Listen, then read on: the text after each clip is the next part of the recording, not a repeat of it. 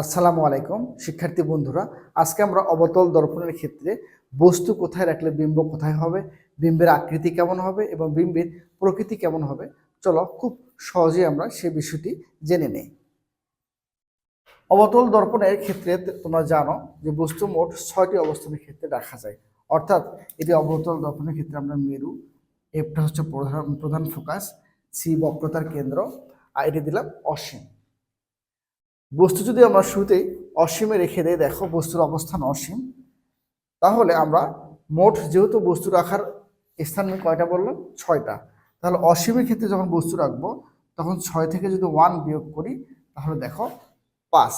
অর্থাৎ বস্তু যদি আমরা অসীমে রাখি, অসীম বলতে 1 নম্বর বোঝানো হচ্ছে, তাহলে প্রতিবিম্ব পাবো 5 নম্বর, অর্থাৎ প্রধান ফোকাস তলে। এরপর দেখো বস্তু যদি রাখা হয় 2 নম্বরে, সেমভাবে 6 থেকে 2 বিয়োগ করবো তাহলে 4 মানে দেখতে পাচ্ছ বক্রতার কেন্দ্র এবং প্রধান ফোকাসের মাঝে বস্তুটির অবস্থান হবে। এবং প্রথম ক্ষেত্রে বস্তুটা অত্যন্ত ছোট হবে আকৃতি এবং প্রকৃতি হচ্ছে বাস্তব উল্টো।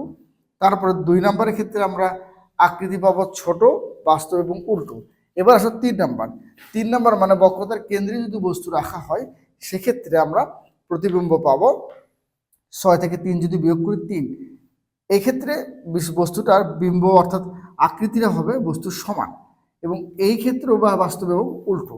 তারপর 4 নম্বর মানে প্রধান ফোকাস এবং বক্রতার কেন্দ্রে মাঝে যদি বস্তু রাখো সেক্ষেত্রে প্রতিবিম্বটা তোমরা পাবা, দেখো 6 থেকে 4 বিয়োগ করলে 2, অর্থাৎ 2 বলতে অসীম এবং বক্রতার কেন্দ্রের মাঝে তোমরা এই বস্তুটার বিম্ব পেয়ে যাবা।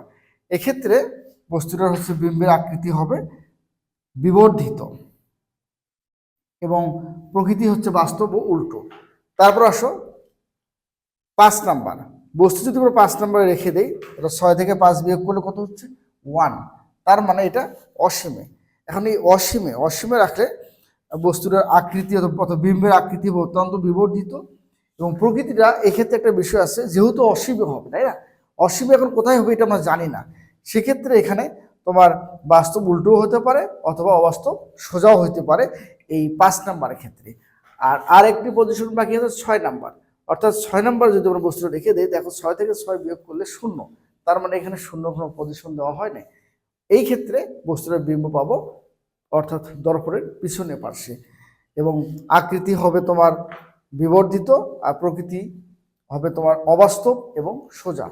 তার মানে এই আলোচনা থেকে আমরা এইটুকু বলতে পারি যে বস্তুর অবস্থান রাখা হচ্ছে মোট 6টা অবস্থান রয়েছে।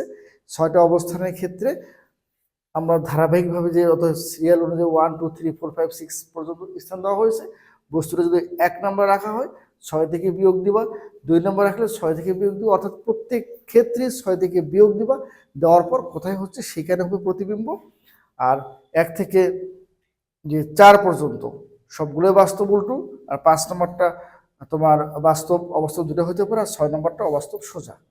আশা করি তোমরা অবতল দর্পণের যে বিষয়টা, অর্থাৎ বস্তু রাখলে আমরা বিম্ব কোথায় পাবো, বিম্বের আকৃতি এবং প্রকৃতি কেমন হবে, নিশ্চয়ই তোমরা এই বিষয়টি ক্লিয়ার হয়েছো। সবাইকে ধন্যবাদ।